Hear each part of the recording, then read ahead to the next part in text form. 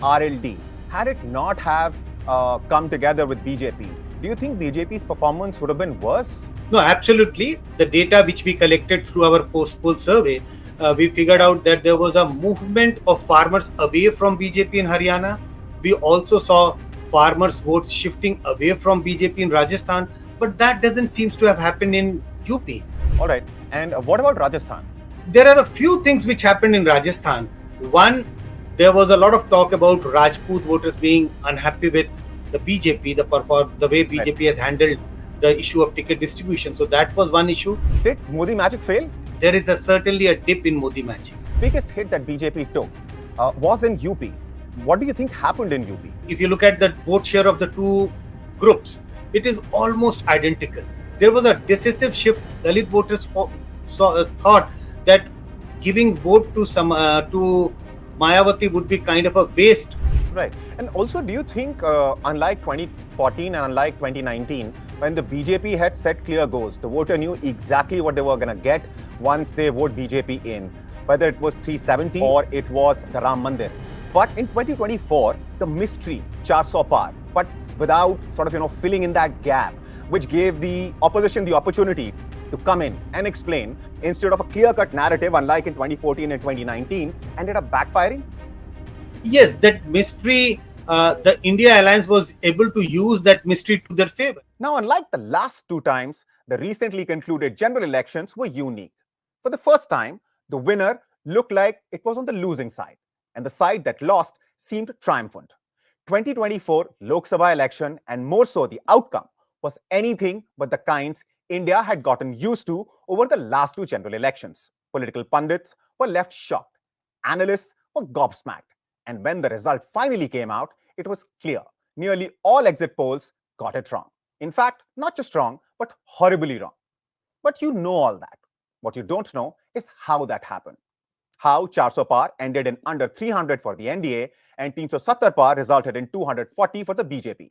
And who better to discuss it? Professor Sanjay Kumar. He's a psephologist, a political analyst, co-director Lokniti-CSDS. Professor Kumar, thank you so much for joining us. Thank you for inviting me. First things first, and let's just get it out of the way. Did Modi magic fail? No, I won't say that Modi magic failed, but yes, there is a decline in Modi magic. We have been asking this question over a period of time. To what extent do you vote in the name of Prime Minister Modi? And we have seen that there is a dip if we compare it from 2019. There's a certain dip in proportion of voters who vote for BJP only in the name of Modi. So I would not say Modi magic has evaporated, but there is certainly a dip in Modi magic. And what are the factors you think are mainly responsible for that? I think it's very clear. If you compare, we have to keep comparing this election with 2019. 2019 election was an election which was contested largely on the national issues, and we all know that there was a issue of Balakot airstrike. So nationalism was at the forefront.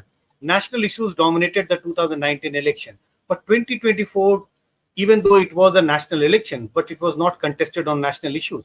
In different states, there were different issues. So regional parties and the Congress in some state took center stage in putting up a challenge to BJP. Look at UP, how the contest took place. On one side, it was Samajwadi Party and Congress. On the other side, it was BJP. And if you go to, say, West Bengal, Trinamool Congress was really on the command and they were putting up a strong contest against the BJP. So what happened is that regional parties and Congress in different states took command and there were different issues unfolding in different states. So it did not turn like a national election of the kind we saw in 2019. It is, if you look at the verdict closely, it looks like as if 2024 national election is a verdict of state assembly election, which is aggregated at the national level. If you look at the adjoining state, West Bengal and Odisha produces two different kinds of result. If you look at Telangana and Andhra, produces two slightly different kind of result. If you look at UP and Madhya Pradesh, produces two different kinds of result. So it is merely an aggregation of state assembly elections, which if you aggregate, and then it becomes a national election. And that is why this election, as I said earlier, Modi magic did not work across the state. Right. You briefly mentioned UP. Now, UP, a lot of people are attributing BJP's poor performance, poor in the sense that it did not manage to meet the goal that the Prime Minister had set for the party. In that sense, the biggest hit that BJP took was in UP. What do you think happened in UP? First, why Samajwadi Party, and if you look at the vote share of the two groups, it is almost identical. And Samajwadi Party and Congress has managed to improve the tally and improve the vote share by a huge margin.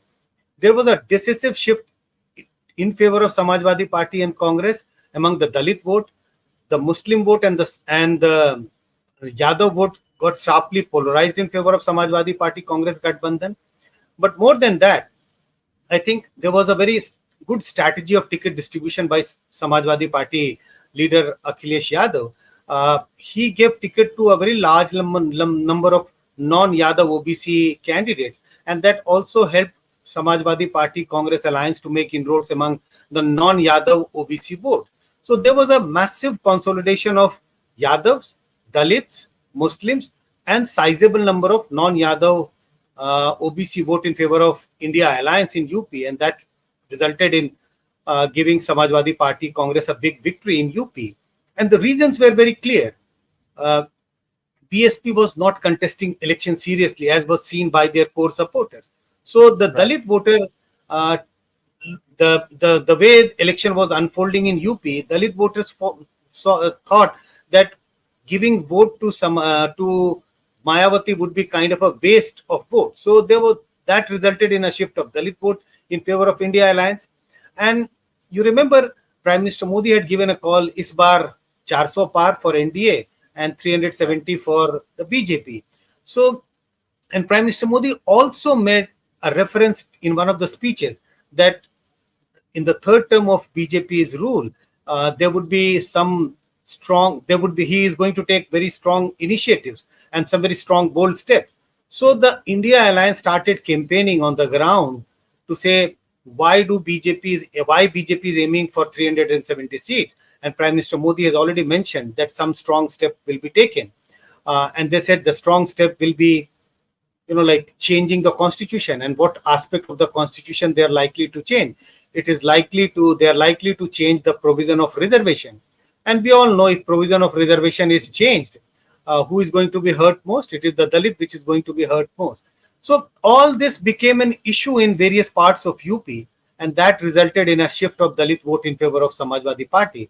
And we know the results. Samajwadi Party and Congress put up such a big challenge for the BJP. Right. And also, do you think, unlike 2014 and unlike 2019, when the BJP had set clear goals, the voter knew exactly what they were going to get once they vote BJP in? Of course, 2019 elections just before that, the Balakot strikes did help the BJP. But the public got what it voted BJP in for, whether it was 370 or it was the Ram Mandir. But in 2024, the mystery, 400 par, but without sort of, filling in that gap, which gave the opposition the opportunity to come in and explain what will Modi and the BJP will do once they get 400 par. And that the mystery, instead of a clear-cut narrative, unlike in 2014 and 2019, ended up backfiring? Yes, that mystery, the India Alliance was able to use that mystery to their favor. And that mystery, they tried to develop this narrative that this is the mystery, that they are going to change the constitution to their advantage. And if they change the constitution, they will change the provision of reservation. So you're right to a great extent that there was no fixed target. They kept it as a mystery because Prime Minister Modi did mention that bold step will be taken in the first 6 months of the third term of BJP government. What is that bold step was unclear because Ram Mandir was already there. Article 370 has been removed. So these were the two big goals of BJP in their manifesto over the years, and these two things have been achieved. So there was no fixed or a clear target in front of voters which was given. BJP did not set a target that this is what we are trying to do if we come to power and be in the third term of the government. Right. And in UP, when you look at the SP Congress combines performance versus the BJP's performance, another thing which stands out is RLD. Had it not have come together with BJP, do you think BJP's performance would have been worse? No, absolutely. The data which we collected through our post-poll survey, we figured Yeah. out that there was a movement of farmers away from BJP in Haryana.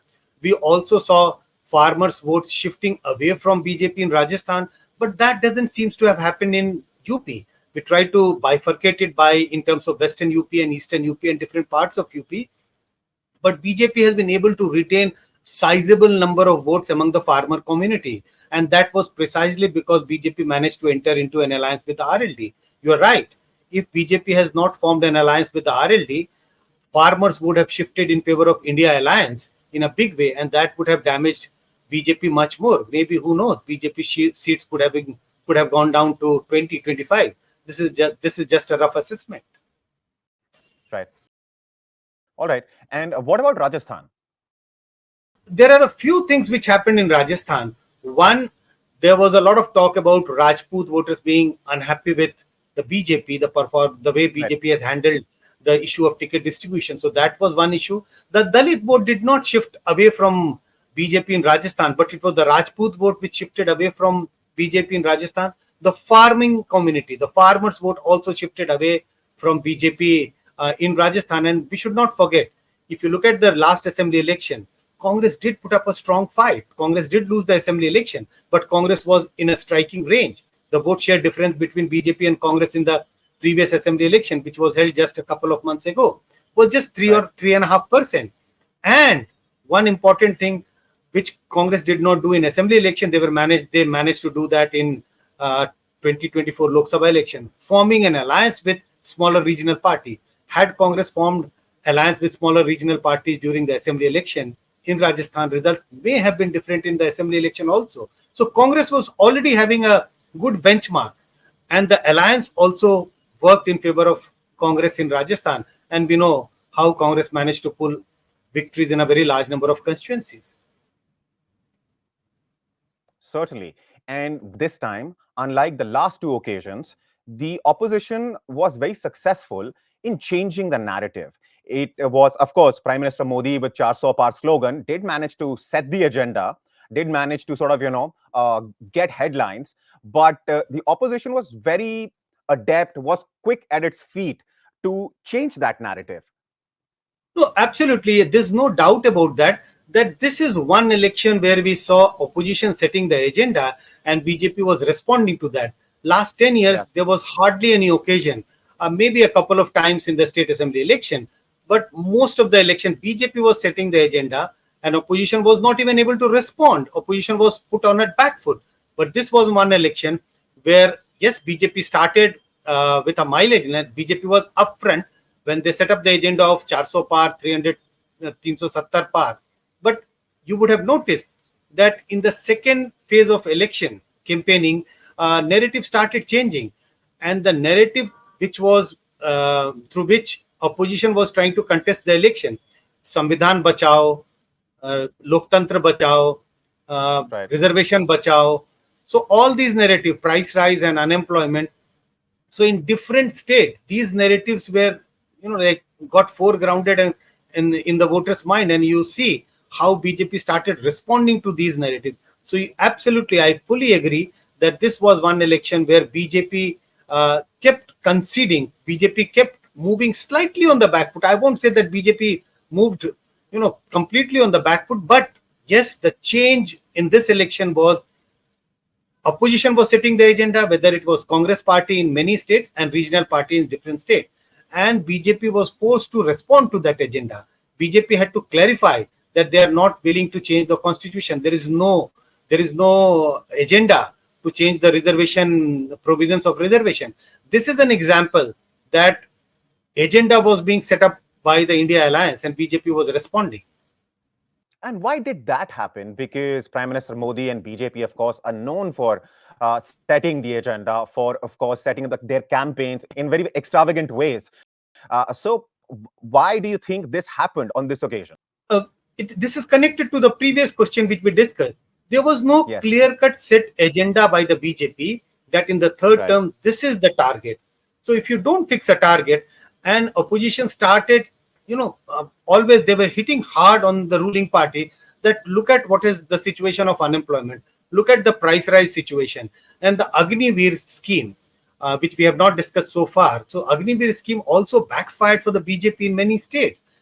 These were the schemes which BJP thought maybe a couple of years ago that these are the flagship schemes, but these turned out to be a disadvantage for the BJP. So there was growing unease against the BJP. Yes, I'm not saying that there was huge disenchantment against the BJP, but there was some kind of an unease. And with an aggressive campaign by opposition party, they were able to, mobilize those voters who had unease about how BJP has been able to govern the country in different states during last 5 years. You say there is an unease, there was an unease, but this unease was not reflected in any of the exit polls that came before the elections. What do you attribute that to? Were the voters on ground not responding honestly to the questions being asked in the survey? Were the exit polls not done properly? What would you attribute that to? See, it would be very difficult for me to respond to this question, which is largely about people, other organization or other people who have conducted an exit poll. It is like, like I am also a doctor. You are also a doctor, and right. You have seen a patient, and you know what is the problem with this patient, what is the ailment. And if somebody asks me to say what is the ailment with that patient, what is the problem with that patient, I have not seen the patient, so I won't be able to tell about others. But I think generally, if you do a lot of your samples are not representative, if you don't do samples properly, if you have a more urban, educated, middle class sample more in your sample, you are likely to get the estimates wrong. But also there are different ways of looking at things. We are only looking at the seat estimate. When you do an exit poll, when you do a poll, what we normally get is vote share estimate. If you try and compare it with vote share estimate, I don't think you will come to the same conclusion that the exit polls were horribly wrong. But I think there is a mistake on the part of people who have done exit poll. I would agree that there are some exit poll who do not even tell you about the vote share estimate. So what do? You have to compare it with the seat forecast which they have done. I think important point is, if you do a poll, transparency is a must. You must tell your reader, viewer, the methodology of the poll, whether it is a post-poll, exit poll, or a pre-poll survey. The vote share estimate, again giving an example, if you don't give vote share estimate, if you just put out a number, I don't think this is the way exit poll or the post-poll surveys work. It is like going to a doctor, and doctor, without even listening to your ailment, what is the problem you are suffering from, it doesn't prescribe anything, it just gives you a medicine. So Professor Kumar, are you saying the sample was not diverse enough? Because in terms of numbers, in fact, CSDS Lokniti has perhaps one of the smallest sample size, right? 19,000, a few hundred. Correct me if I'm wrong. And the other exit polls have their sample sizes running in lakhs. See, absolutely. The point I'm trying to say is that more than the sample size, it is important to have a sample which is representative. Yes, you're right that we did a sample of 19,665, and our sample is representative of the national profile of the voters. We also predicted the vote share for BJP as 40%. BJP did not get 40%. BJP got 36.5%. We predicted 23% vote share for Congress. Congress got 21.5%. But we also put out in public domain all the details, and we put out a margin of error, which was 2.9% margin of error. So we just came out with vote share estimate, and which is well within the range of margin of error. It is like most of the people who do exit poll, I must say, I have no hesitation in saying, they have breached the mandate of such polls. What is the mandate? The mandate, it gives you the direction. It does not give you the kind of details in which they try and put out the estimates from the exit poll. One of the image which was being created was that Prime Minister Modi and BJP is very popular amongst women voters, amongst female voters across the country. That myth, do you think it still stands? Because looking at the data, looking at the post-poll survey findings, it seems that has been broken. I think it's a myth that BJP is more popular among the women voters or women vote more in favor of BJP. If you move state by state, you will see different pattern. If you look at, Yeah. say, if you look at West Bengal, women voter have voted in a very large number for Trinamool Congress. But if you look at the neighboring state of Odisha, the women vote got divided between BJD and BJP. If you come to Bihar, women vote has tilted in favor of BJP JDU alliance. But if you come to UP, women vote is slightly tilted in favor of Samajwadi Party alliance. So if you keep moving state by state, if you go to Haryana, women vote is tilted in favor of India alliance. But if you go to Rajasthan, women vote is tilted in favor of BJP. So it is a state-wise pattern. It would be incorrect to say that nationally BJP has a huge advantage among the women vote. It is very disaggregated. If you go to Karnataka, it is tilted in favor of the Congress party. So women vote is as fragmented as you see the verdict at the state levels. All right. And what about the Labharti category? BJP still benefited from it in this election. Otherwise, would you say their performance could have been even worse? No, absolutely. If you look at how the votes of the poor has shifted in favor of the BJP compared to 2019, there is a shift of poor vote more in favor of BJP in 2024 compared to 2019. And that is precisely because of the Labharti schemes. Because who are the beneficiaries of Labharti scheme? This is the people who belong to the economically lower sections of the society, the poor. So that did help BJP. If there was no Labharti schemes, BJP may have suffered a much bigger defeat. The other two surprises, apart from UP, were, of course, the results of West Bengal and Odisha. So first, let's talk about West Bengal. BJP was expected to make major inroads, was expected to win a lot of seats. And this is, again, of course, based on reports, based on exit polls. What do you think happened in West Bengal? First, I did mention about the women vote. The women vote have shifted in favor of Trinamool Congress in a big way. And second, massive polarization on religious lines. If you look at how polarized, sharply polarized was the Muslim vote in favor of Trinamool Congress. And we know that West Bengal has a very large number of Muslim voters, almost 28-29% of Muslim voters. The Dalit vote was sharply divided between the two parties. So what we were anticipating sitting in Delhi was not happening on the ground. And the women vote shifted in favor of Trinamool Congress in a big way, much more than what we have seen in the previous assembly election or the Lok Sabha election. That gave Trinamool a big advantage over BJP in West Bengal. Right. And in the neighboring state, in Odisha, now Mr. Patnaik is no more the chief minister. BJP has put its government in place. What would you say about BJP's performance in Odisha? A good strategy by BJP. If you look at BJP has been working very hard on the ground in Odisha for the last few years. The aim was to make penetrate in those states or make stronger footprints in those states where BJP has not been strong. And Odisha was one of the states on the target. Bengal was also one of the states on the target. And we should not forget that BJP also aimed to make greater footprints in the southern states where BJP's presence has been less in the previous election. So BJP made huge inroads. There was some kind of an anti-incumbency. BJD was in power for the last 25 years. So all these factors clubbed together produce the kind of results which we saw in Odisha. Yes, unexpected. BJP winning 20 out of 21 seats. There was expectation that BJP is going to make inroads in West Bengal. But in my expectation, I was hoping maybe BJP will be able to win 16, 17, 18 seats. But to this extent of victory was slightly unimaginable. Right, slightly unimaginable. Last but not the least, if you can, I mean, you have looked at the data. So, of course, whatever you're going to say is going to be based on numbers. So, if you could share 3 highlights which stood out for whatever reason in your eye, and you were like, okay, this is surprising, this is shocking. If you could share those 3 highlights with us. Surprising, shocking. I think one big highlight is this was the election which people really contested the election. Second, the big narrative, the big narrative was missing. And if I go back and look at the data, many of the agenda of BJP, which was liked by the people in the last 5 years, was no more liked by the people.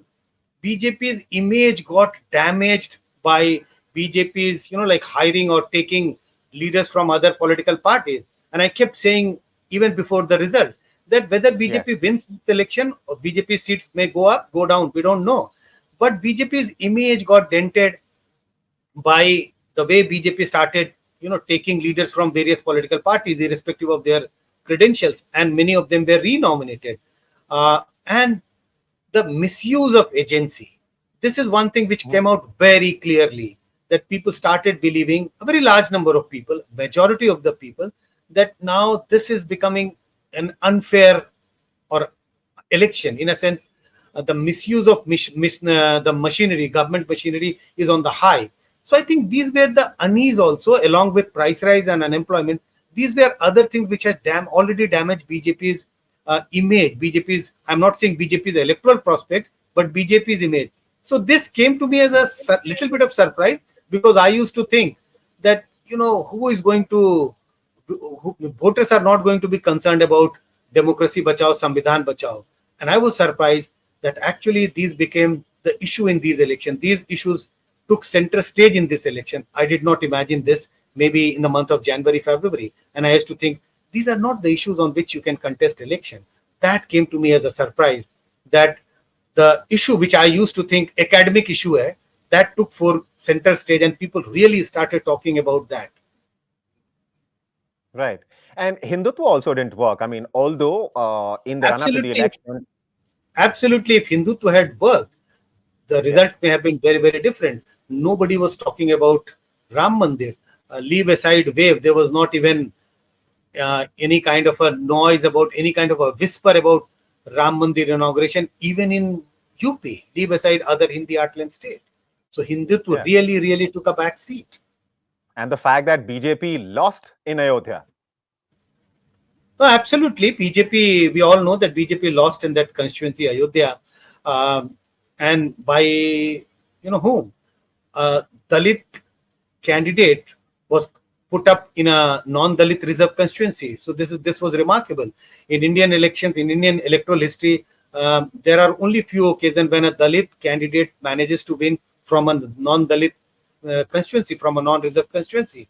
That also gives you an indication that how people in that constituency has taken this whole issue of Hindutva and the inauguration of Ram Temple. I think people thought this is over now. We had voted BJP for last 10 years. BJP has been in power for 10 years. And one of the mandate was to construct Ram Temple. This is over now. BJP has to promise something else. Thank you so much, Professor Kumar, for throwing light on all of these issues, on all of these threats. The conversation was really enlightening. Thank you so much for joining us. Thank you.